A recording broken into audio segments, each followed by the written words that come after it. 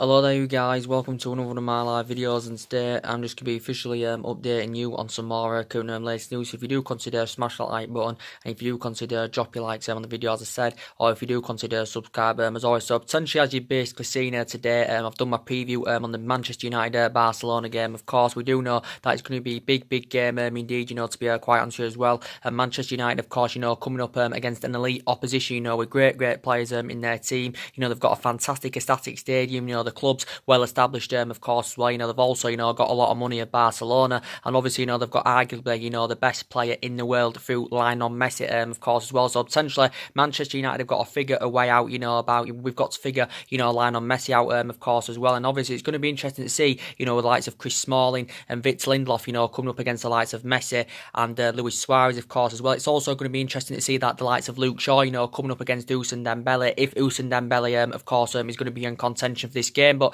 as you're all aware of, the winners of Manchester United, Barcelona, of course, do play the winners of Liverpool and Porto. And as I did already say, the winners of Tottenham, Manchester City, of course, play the winners of Ajax and Juventus, of course, as well. I'm going to give you my starting 11 prediction on this video, of course, as well. But as essentially said, there's a bit of team news, going into the game. Of course, I think Rashford is set to be back into contention, of course, as well, after he missed the Wolves game, due to an ankle injury he had sustained. It wasn't as severe as the one, he had previous, before that, of course, as well. So potentially he's very essential for the team, is Marcus Rashford, because he could cause all sorts of problems for Barcelona, because he can get them runs in behind, of course. Since he recovered from his initial ankle injury, he hasn't been playing to his potential best, because uses like lightning, he likes to get them runs in behind, of course, as well. So I think potentially he's going to be fit for this game. Obviously you've got Ander Herrera as well, who's been very essential to Manchester United under Ole Gunnar Solskjaer, because his form has been rejuvenated. Obviously I think he's sustained some kind of knock, Herrera, so potentially this is why he missed the Wolves game. So he did rotate the squad in the midfield against Wolves and all that. Initially he did make 6 changes, but obviously it's likely Ole Gunnar Solskjaer will revert to his usual midfield trio choice. His first midfield trio choice is obviously Herrera, Matic and Pogba, to be quite honest with you as well. Potentially we do know that Eric Bay of course is still out with a head injury, but he's been in and out of the team this season. Valencia's obviously out with a calf injury. Darmian's got a knock of course, and obviously we do know that Alexis Sanchez is currently out with a knee injury of course as well. But potentially this is going to be a mouth-watering clash between Manchester United and Barcelona. Potentially arguably still the best team in the world of course as well. It's obviously looking like Barcelona are going to win the La Liga of course as well. So I think this will be their 4th La Liga in 5 seasons of course as well. So it's going to be a very entertaining game indeed. Obviously Manchester United are going to be underdogs going into this game, because obviously most recently we've been in a bad vein of form. We've lost 3 of our last 4 games. So this is we've got to rise to this occasion, because we do know it's a big game. I don't think we're going to win the Champions League, to be quite honest. So I think Manchester United, obviously, I think we've got to win at least 5 of our remaining 6 games in the league, if we do want to keep our top 4 ambitions alive as well. But potentially we can't allow Messi to have the ball a lot as well, because he can cause problems for the best centre backs in the world. He can cause problems for them. Messi's a great player indeed. We do know that Luis Suarez very good indeed, and Barcelona have got a really good team. But the good thing is obviously we performed a miraculous comeback against PSG in the previous round, of course, after being 2-0 down from the first leg. So we had to turn a 2-goal deficit around, and Manchester United did that impressively indeed. And in the second leg, we had 10 first team players out of course well. And the good thing is when Manchester United of course do go to the new camp of course well, it's going to bring back a lot of memories for Ole Gunnar Solskjaer, because obviously 20 years ago of course he scored at the new camp in the Champions League final against Bayern Munich, where he'd currently won as the treble, Ole Gunnar Solskjaer of course as well. But potentially we know that investment is needed into Manchester United, without a shadow of a doubt. Obviously Ole Gunnar Solskjaer wants to build a team, of course, worthy of our history. And obviously, I think he's going to get around 200 million, pounds to spend this summer. I think he wants to bring, 5 new additions into the team, of course, as well, because I think he's expected to orchestrate a big summer clear out. But I think Solskjaer also wants to install, the winning mentality, of course, into the players, of course, as well, because recently we have been in a bit of bad run of form. Of course, there's been a few, but there's been quite a lot of bad individual performances. So these some players, out there, that do need to step up to the plate, of course, as well, and that's including including Paul Pogba, of course. You know, Matic, since he's recovered from injury, you know, he hasn't been playing to his potential best as well. And Matic, I've got really, really strong reservations about Nemanja Matic. You know, he's aging up. He's very, very slow. And as I did say, we need a couple of additions in that midfield without a shadow of a doubt. Looking like Herrera's going in the summer as well. But potentially there's quite a few players, you know, that do need to step up to the plate, of course, as well. But potentially, as I said, it's going to be a very, very good game indeed. I think we, you know, I hate to be negative, you know, to be quite honest, but I think Manchester United, you know, can do them in the first leg, you know, to be quite honest. I think we maybe get a draw in the first leg against Barcelona, but we do know it's going to be extremely, you know, difficult, you know, of course, going to the new camp, of course, as well. Obviously, the most essential thing is, obviously, you know, Manchester United is still looking to hire a director footballer to come in as well. As I already spoken about with you earlier, you know, there's been quite a few names put into the phrase, as we all know, as well. But potentially, we've got to get the right players, you know, that have got the ability to elevate Manchester United in the next 2 to 3 years. Of course, obviously now Ole Gunnar Solskjaer's obviously, you know, got the job full time. Obviously, you know, there's still lots of work to be done at Manchester United, and I think maybe we should spend the money wisely in the summer. To be quite honest with you, maybe we should get 2 or 3 players for the price of £100 million or just more, rather than, you know, spend maybe £100 million on one player, of course. Well, but obviously now Ole Gunnar Solskjaer signed a 3-year deal, as we all know. So basically, in this 3-year period, of course, his expectation levels are going to be obviously to get Manchester United, you know, back to the powerhouse as we was under Ferguson, and get us back up there challenging and, you know, winning trophies, of course, as well. But the most essential thing is we've got to get the right recruitment in the summer, of course, as well. And obviously, Ole Gunnar Solskjaer, you know, has obviously identified the positions, you know, where he thinks Manchester United need to strengthen up. I think we need a right back. We need someone on that right hand side, you know, without a shadow of a doubt. We need someone on that right wing, and I think that's Solskjaer's priority, you know, to be quite honest with him as well. As I said, we need a couple of additions in midfield, and potentially we need a centre back, of course, as well. But potentially, you know, he's in the process of rebuilding this Manchester United team. Of course, you know, we didn't spend out back in January, as we all know, as well. You know, we didn't spend We know we didn't spend much last summer, you know, we didn't get as priority targets last summer as well. So it's good that Ole Gunnar Solskjaer has been in regular contact with Ed Woodward, and it's good that Ole Gunnar Solskjaer is emphasising his targets, of course, as well. But he does want to get the players to the highest level, and obviously if we want to get the players to the highest level, obviously, you know, we want Champions League football for next season. So potentially in that aspect, it'll make us have more of a competitive summer window. But I think it'll cost us over £200 million, of course, as well. But I think Solskjaer's the right man for Manchester United, you know, even though we've been in a bad vein of form, you know, recently. I think he's still the right man for Manchester United because he knows the club inside out, does Ole Gunnar Solskjaer. And, you know, he's done really, really well overall, you know, in this 3 months or so at Manchester United. Mainly results have been good, you know, the performances have mainly been good, of course, as well. We have took the foot off the gas in the last 3 or 4 games, you know, to be quite honest. I thought we were very, very lucky against Arsenal, you know, we lost 2-0 at Arsenal. You know, obviously, you know, we were very, very poor against Wolves twice as well. You know, we got lucky against Watford, so potentially we have to put a better performance out, of course, as well. Barcelona, of course, you know, I think it did say that Ousmane Dembele has got some kind of hamstring injury, but I think it could be in contention, you know, could Ousmane Dembele, and if he does feature Ousmane Dembele, it'd be interesting to see Luke Shaw coming up against Ousmane Dembele, because Luke Shaw's flourishing in this team, you know, fantastically well. He's our first choice left back, and I think his attacking intent's very, very good, Luke Shaw. You know, he makes them overlapping runs, you know, fantastically well, indeed. Ousmane Dembele, of course, as well. Obviously, you know, Barcelona have had him for a couple of years now, but he has sustained quite a few injuries as a Barcelona player. I think he was injured last season in his first season with Barcelona. You know, Barcelona paid around £105 million in from Borussia Dortmund, of course, as well. And I think it did say he's currently out with a hamstring injury. I think Rafinha is out for the season, so I think that's Barcelona's long-term absence. But they have got great players at Barcelona. I think, you know, obviously it's going to be interesting to see that, you know, Paul Pogba coming up against the likes of Ivan Rakitic. And as I did say on my preview earlier on, I did, you know, potentially, you know, compare, you know, Paul Pogba and Ivan Rakitic. And obviously Paul Pogba's a lot younger than Ivan Rakitic. You know, Pogba's 26. I think Ivan Rakitic is 31, you know, to be quite honest with you. But I know Paul Pogba's been below par in the last couple of games, and this is why maybe Ole Gunnar Solskjaer's been thinking about, you know, a tactical switch for Paul Pogba, maybe rotating him in a different position, of course, as well. But I've analysed his performances mainly in this 3-month period or so under Solskjaer, and his performances have been really, really good. His form's been rejuvenated. He's mainly been scoring and providing, of course. And, you know, when he does play really, really well, and when he does play in the right vein, he's potentially, you know, one of the best midfielders in world football, you know, without a shadow of a doubt. This is his 3rd season now at Manchester United, of course, as well. But I do think Ivan Rakitic is a very, very good player, for Barcelona. I think he's very, very good. I think he's getting a bit too old now. He's 31 years of age as Ivan Rakitic. Obviously, the majority of his silverware he has won has obviously, become at Barcelona. He's been at Barcelona a number of years now, and I know there's been a lot of speculation saying that he could possibly leave Barcelona this summer, Ivan Rakitic as well, because obviously, Barcelona, of course, I've got Frankie de Jong, coming in, I think, in the summer as well. Yeah, next season, Barcelona have got Frankie de Jong coming in, because obviously it's a year in advance, because obviously Barcelona agreed a £65 million fee with Ajax, of course, last summer as well. So potentially, I think Frankie de Jong is set to, to officially be a Barcelona player in the new season. And reports did say that, reportedly Ivan Rakitic could be served as two requirements, but I don't think Rakitic has got any intentions of leaving Barcelona. He's still got a contract with them till 2021, and I think he's trying to seek a new contract with Barcelona. But he's 31 now. Is Ivan Rakitic, of course, as well. But I think Paul Pogba, when he's on his game and when he's playing really, really well, I think he's better than Ivan Rakitic, to be quite honest with you as well. I think the player that's been very, very disappointing for Barcelona is obviously, been Philippe Coutinho. Now, he's been very, very disappointing indeed. He's enjoyed a very, very difficult time, at Barcelona, of course. He hasn't lived up to expectation levels, He's failed to replicate the form he did at Liverpool, because he did have 5 great years with Liverpool, Coutinho. And there's been a lot of talks going on, since January, of course, as well. A lot of reports have been coming out from Spain saying that he may be considering leaving Barcelona this summer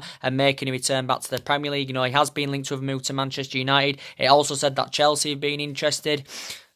Chelsea being interested. It also said that PSG have also been interested in Philippe Coutinho as well. Obviously, Barcelona paid £142 million for him, in January of last year. So he has been at Barcelona, over the year now as Coutinho, and he's obviously the third most expensive player in world football. But I don't think he's one of Man United's priorities. He's mainly an attacking mid. He can also operate on the right as well. But reports were coming out a while ago saying that he's spoken to some Manchester United players, regarding the move to Old Trafford. And he did say he could be available for around £100 million this summer, of course, as well. So there has been a lot of talks about Philippe Coutinho going on. So we'll get into the starting 11 prediction, of course, as well. I think he'll go with a 4-3-3, probably something like he'll go with De Gea in net. I think he'll go with Ashley Young at right back. For me, Ashley Young potentially needs to be dropped, but it's more than likely Ashley Young will play.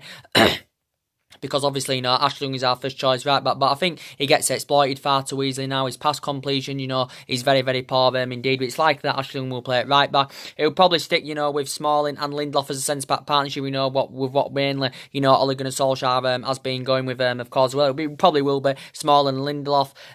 Luke Shaw at left-back, of course, go with the midfield trio of Herrera, Matic and Pogba, of course. And, they definitely need to step up to the plate. Pogba for this game's got to step up to the plate, of course. He's got to look a bit more aggressive in his play, not get bossed in that midfield as he has been doing in the last couple of games, of course, as well. So Pogba has got to step up to the plate. Matic as well, he's got to put a good performance in as well, because Matic overall, his performances have improved under Solskjaer, but I think since he's recovered from injury, his performances have been poor, and this is what explains why Matic got dropped against Wolves. Also, Herrera, has got to step up to the plate as well, because he actually, got dropped against Wolves, but I think because he sustained some kind of knock injury. So that's the midfield they'll go with Herrera, Matic and Pogba, and obviously, the front three, that could cause problems for Barcelona. He'll go with Martial on the left. I think he'll go with Rashford centrally, because Rashford should be fit enough to play. And I think he'll go with Jesse Lingard on the right, of course, as well. So that's probably the likely lineup, that Ole Gunnar Solskjaer, will currently go with as well.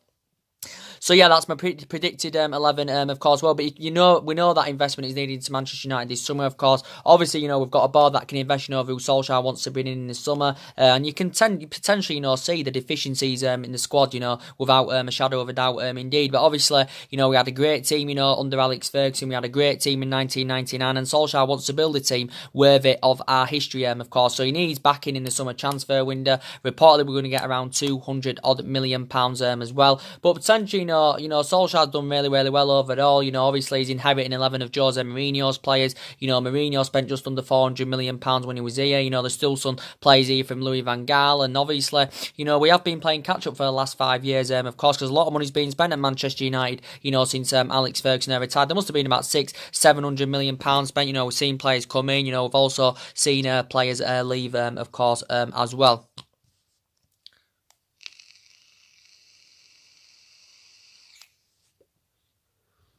We've also seen players leave, of course, as well. And potentially, as I've been updating you, a bit of transfer news as well. Of course, guys, there could be quite a lot of players, leaving Manchester United this summer. But I think Ole Gunnar Solskjaer, he's desperate, to keep the likes of De Gea at Manchester United. He's desperate to keep Pogba at Manchester United, of course, as well. Obviously, the good thing is that if De Gea is to leave Manchester United this summer, because obviously at the moment, we haven't come to an agreement to get him a new contract, and I think he's demanding wages of around £350,000 a week. Is David De Gea, of course, as well. But potentially, if Manchester United, struggle to come to an agreement to get him a new contract, reportedly Ole Gunnar Solskjaer and Manchester United are emphasising two targets, to who could possibly replace David De Gea, and that's obviously, Everton's Jordan Pickford and Atletico Madrid's Blanc, of course, as well. So we have got a two-man short list if De Gea is to leave, but De Gea is demanding £350,000 a week, reportedly. It said that obviously Real Madrid have been long admirers for the keeper. Obviously, he said that PSG have also showed an interest in David De Gea as well, but he's been a great long-serving keeper for Manchester United. This is his 8th season now at United. He's made over 300... He's made over 300 odd appearances in all competitions. He's made 100 Premier League clean sheets. Of course, he's won everything here domestically as well, and he's been here since 2011. Of course, as David De Gea. So this is what his 8th season now at Manchester United. Of course, he's won the Club's Player of the Year 4 out of 5 seasons. He is still under contract here till 2020 as De Gea, but he's demanding around £350,000 a week. He's on £200,000 a week at the moment, of course, as well. So he's demanding a significant pay rise, De Gea, if he's to sign a new contract. He's still under contract here till 2020, because obviously last year we activated a 12-month extension, of course, as well. But reportedly, Solskjaer is interested in Jordan Pickford if De Gea is to leave. Jordan Pickford, of course, is the Everton goalkeeper. Everton paid £25 million for him a couple of years ago, from Sunderland, of course, as well. And, I was actually, analysing his performances in the World Cup last summer for England, and I thought he put some outstanding performances in, the Jordan Pickford, but I think he probably cost Man United in the region of around £60 million to get him. He's got a contract of Everton until 2024, of course, well, but we've also showed an interest in Blanc as well, but he's going to cost us around maybe 80, 90 million pounds, or something like that. So we are eyeing up replacements for De Gea if De Gea is to leave in the summer, but Manchester United have been in talks of getting De Gea a new contract at the club as well. And as you all know about Paul Pogba, now reportedly he's demanding an astronomical salary, if he's to commit his, if he's to remain loyal at Manchester United, and if he is to sign a new contract with Manchester United, he wants an astronomical salary of around £500,000 a week. So essentially, he wants to be the highest paid player alongside Alexis Sanchez at the club. And as I did say, if currently what Sanchez is currently receiving, it's totally affecting our wage structure. Because Sanchez has obviously been one of our most inconsistent players, of course, as well. And Paul Pogba, of course, is on £300,000 a week at the moment. So potentially, he's demanding a £200,000 pay rise. Is Paul Pogba if he's potentially signed a new contract? Because it did say the other day in the press, Man United are in the process of beginning contract negotiations with Paul Pogba, and obviously we do know he's under contract with Man United till 2021. There is also an option of a further year as well. There's been a lot of rumours linking him with a move to Real Madrid, and I think Ole Gunnar Solskjaer said he will not be allowed to leave Manchester United, of course, and if any offers do come for Pogba this summer, I think Man United are going to currently turn them down, of course, as well. But Real Madrid have been speaking a lot about Paul Pogba. Well, Zinedine Zidane, is a big admirer of the player. Zinedine Zidane likes him a lot, and Zinedine Zidane has emphasised quite a few targets. He's interested in him. I think Real Madrid are on the verge of getting Eden Hazard, of course, and reports have been coming out saying that Real Madrid are preparing to put £125 million bidding for Paul Pogba, of course, as well. But, obviously Paul Pogba, from his own perspective, has been, speaking a lot about Real Madrid. A couple of weeks ago, he was describing them as a dream club and all that, and he said he dreams of playing for Madrid, and he said Madrid's a dream for anyone, and he said it's one of the biggest clubs in the world, and this is what, Paul Pogba had currently said as well. But I think if any offers do come this summer, Manchester United, of course, are going to turn them down, and obviously we paid £89 million to him in 2016, so this is his 3rd season now at Manchester United, of course, as well. But what he said about Madrid, maybe he isn't intending on spending the rest of his playing career in England, of course, and obviously his agent Raioola's obviously been in the process of finding him a new club, so if agreement was made in the summer, his agent, will get some of that money, of course, as well. So potentially from Ole Gunnar Solskjaer's perspective, he's obviously had talks with Paul Pogba, and Solskjaer's basically said, he remains happy, and he's still got a big future at Manchester United as Paul Pogba as well. But reportedly, he wants £500,000 a week. Reportedly, it's looking like Herrera's on his way out as well, as everyone has already updated you on as well. But he has been a great servant to the club, so we do need some new additions into that midfield, and we need need someone that can go alongside Pogba and Matic, as I said, but Pogba's future is up in the air. Obviously, we know it's looking like Valencia's on his way out of the club this summer as well. Obviously, we opted against that decision to give him that new 1-year extension, so it's looking like Valencia is on his way out of Manchester United. He's 33 now anyway, but he's been a good long-serving player at the club. It's looking like Rojo's on his way out of Manchester United as well. His career has been affected, with the amount of injuries he's currently suffered, Marcus Rojo. I also think that Eric Bailly could be on his way out as well, if a new centre-back is to come in this summer, because Eric Bailly has been in and out of the team this season for Manchester United, and Ole Gunnar Solskjaer has obviously preferred to go with the likes of Smalling and Jones, of course, as well. And I think also too, definitely Sanchez is on his way out this summer. We do know it's going to be hard to find a buyer for Sanchez, considering his substantial wages he's on, obviously our highest paid player, so we may consider loaning him out, or he may be willing to take some kind of wage cut, I do not know. But Sanchez has been very, very disappointing as a Manchester United player. He's been about 15 months, is it now, or something like that. When he has had the opportunity, he just looks so restricted. He just looks as though he hasn't been getting the freedom. And, he was very, very good when he was at Arsenal, but he just hasn't lived up to expectation levels at Manchester United, of course. And I think Solskjaer himself has lost faith in him. He's lost trust with him. Plus, he's aging up now. He's age 30, so potentially he has lost that yard of pace, of course, as well. Probably Lukaku's probably on his way, could be on his way out of Manchester United this summer as well, because, we did spend quite a bit of money on Lukaku. We spent £75 million for Lukaku, a couple of years back. We got him from Everton, and, his ratio is very, very good, and his goal scoring form is very, very good, and he has got a good pedigree in the Premier League. But I've got strong reservations about Lukaku. His first touch concerns me. He always seems to bottle it against the big games. His finishing lets him down. He doesn't get enough of them runs in behind. And to be fair, he's initially lost his place in the team, because obviously Rashford is first choice over Romelu Lukaku. But I know before the international break, Lukaku regained his position back in the team. He was playing a few more games, and he was in good form and all that, and he was looking good alongside Rashford. And Lukaku does perform better when he's getting that support up front, to be quite honest with you, as well. But I think Manchester United could possibly move him on in the summer. I think Juan Mata also could be on his way out of Manchester United this summer as well. So at least maybe 6 players could leave this summer, maybe even 7 could be on the way out of Manchester United, and that's including Pogba and De Gea. But I don't think Solskjaer will let De Gea and Paul Pogba go, of course, as well. And as I've been updating, the targets, that Manchester United have been interesting. It's good that Ole Gunnar Solskjaer, is monitoring and interesting quite a few, young upcoming talents, of course, well. And Solskjaer showed an interest in quite a few young British players, which is very, very good. Wan-Bissaka for me would be a great player for Manchester United. And he's available for a reasonable fee, is Wan-Bissaka. I think he's rated at around 40 million. Reports are coming out of the other week, saying that Manchester United were preparing to put around £35 million in for Wan-Bissaka, of course. Well, for me, he'd be perfect successor to Valencia and Ashley Young, of course, as well. He's only 21, and he only got into the senior team with Palace last year, and I think he's made about 30 odd appearances now, is it, in the first team, with Crystal Palace. But you can get him for a reasonable figure, of course. And I think that's actually, one of Solskjaer's prime targets. Also, Arriving Lozano has been spoken about today as well. Arriving Lozano. I haven't read the full article, but it did mention that I think he's had some kind of negotiations with Javi Hernandez, thinking like what it was like at Manchester United and all that. And, Arriving Lozano reportedly is supposed to be a good player. I think he's, 23 years of age. He is versatile as well, is this player. Obviously had a great World Cup with Mexico last summer as well, did Arriving Lozano. I think he has got a release clause, Arriving Lozano, of around £31 million, is it? Or something like that as well. But yeah, very, very good player. And I think his performances for PSV have been very, very good indeed. So I think that's a reasonable fee. Again, £31 million in his release clause with PSV. That's reasonable indeed. So essentially we've showed an interest in him as well. And Declan Rice as well, has been another Manchester United target, as we all know. Declan Rice, again, he's going to be available for a reasonable figure, is Declan Rice. He's mainly defensive midfield, and we need a defensive midfield. And Declan Rice is reportedly rated at around £40 million.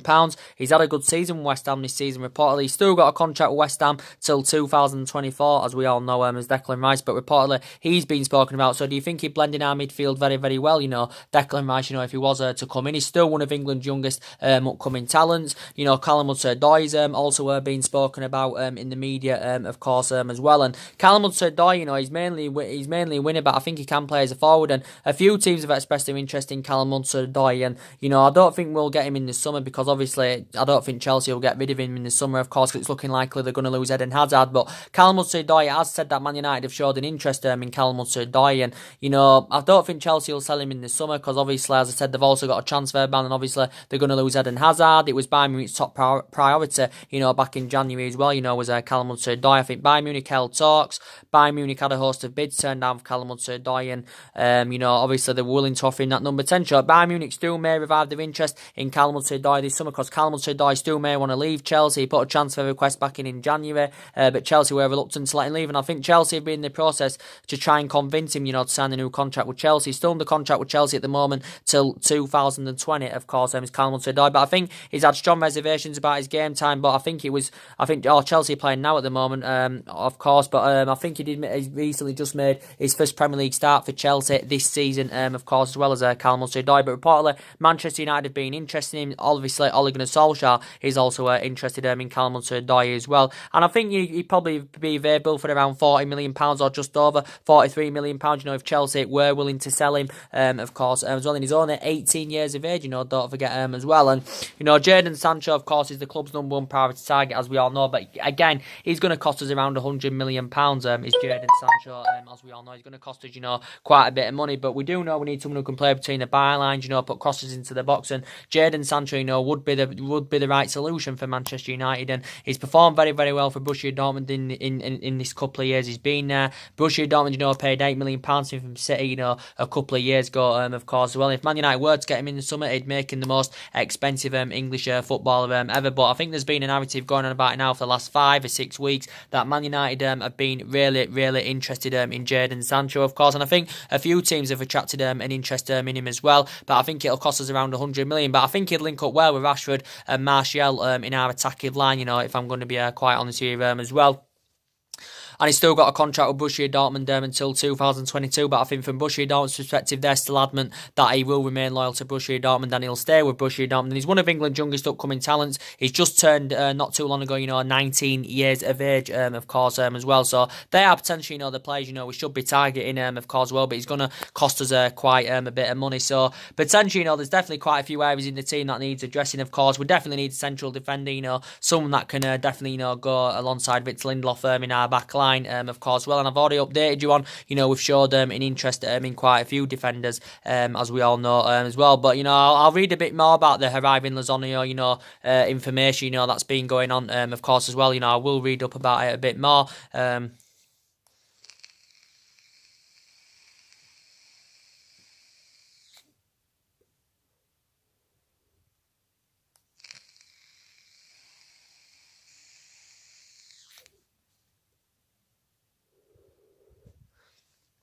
As I said, I will read up about it a bit more. So this video is to give you an update on my starting 11 prediction and give you the update of everything else, that's currently going on. But I'll go through it again. He'll go with De Gea, I think. He'll go with Ashley Young, Smalling, Lindelof, Luke Shaw, Matic, Herrera, Pogba. Front three, Martial, Rashford centrally, and Lingard on the right side. I think that's a lineup Ole Gunnar Solskjaer is currently going with. But Barcelona have got to be aware of the likes of Pogba, Martial, and Rashford and all that, because them, them type of players, can cause problems, for Barcelona, but we do know that Barcelona are a world-class team and still potentially, one of the best teams in the world. Obviously, I don't think it's a Barcelona, who beat us back in the 2009 final in the Champions League, in the 2011 final in the Champions League, but it can be done because we've proven it 11 years ago. We did beat them 1-0, Paul Scholes had currently scored the goal, of course, as well, but I can't wait for this game. It's going to be a great, great game, indeed. We're coming in against an elite opposition, so hopefully Manchester United can be on the game. I think, we'll be happy to, for Barcelona, to maintain a lot of possession in the game, and then sort of like Manchester United can figure the way out of the play and stuff as well. So we'll just basically, see what happens, of course. But I think we've got to be clinical in this game as well. If we do get them chances, we have got to take them chances without a shadow of a doubt, indeed. So anyway, drop your comments, likes below on the channel. If you do, consider subscribe, as always, and take care. God bless, and I'll see you all again very, very soon. Thanks for watching.